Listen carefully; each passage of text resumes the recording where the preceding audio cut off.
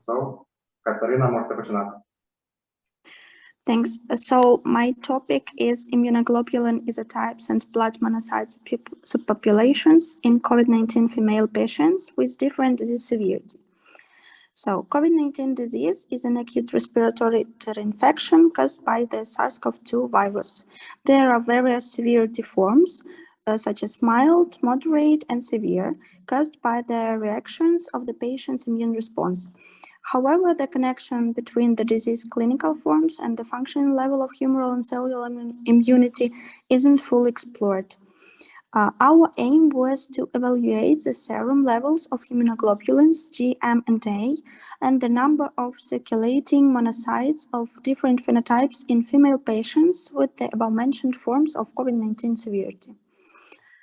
So we used flow cytofluorimetry to estimate monocyte subpopulations by the expression of CD14 and CD16. Concentrations of immunoglobulins M, G, and A in the serum were determined in radial immunodiffusion test according to Mancini. So, the obtained data indicate a normal concentration of IgM in all experimental groups before and after treatment, although a decrease in IgG was found after recovery in each of the three groups. Its concentration was also within the normal range. Dynamics of IgA concentration showed a decrease in patients' blood serum of all three groups after treatment. In the group of patients with a moderate form of the disease, the greatest variability of the classical monocytes relative number was revealed. After the treatment, these cells were within the normal values in almost all the examined patients.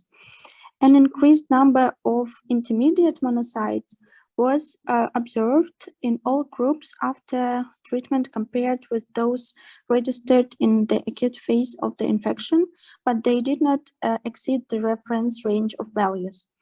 The relative number of non-classical monocytes with CD14 positive negative and CD16 double positive phenotype in the majority of patients from all examined groups, both before and after treatment, was lower than the reference values. The results emphasize the importance of monocyte macrophages lineage analysis in COVID-19 diagnosis and indicate dynamic changes in IgA and IgG levels depending on disease severity. The research data may help in the development of new diagnosis methods and therapy for SARS-CoV-2 infection. Thanks a lot for your attention. Thank you also very much, Katerina. So, do we have questions? So, I have a question about just please, Katerina, can you just clarify to me in case of COVID-19? Yes, we're talking today about immunoglobulin and the isotypes.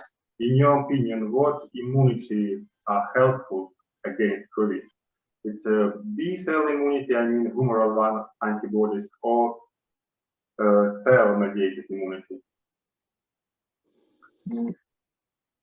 So first of all, against COVID-19, we have firstly humoral immunity with immunoglobulins.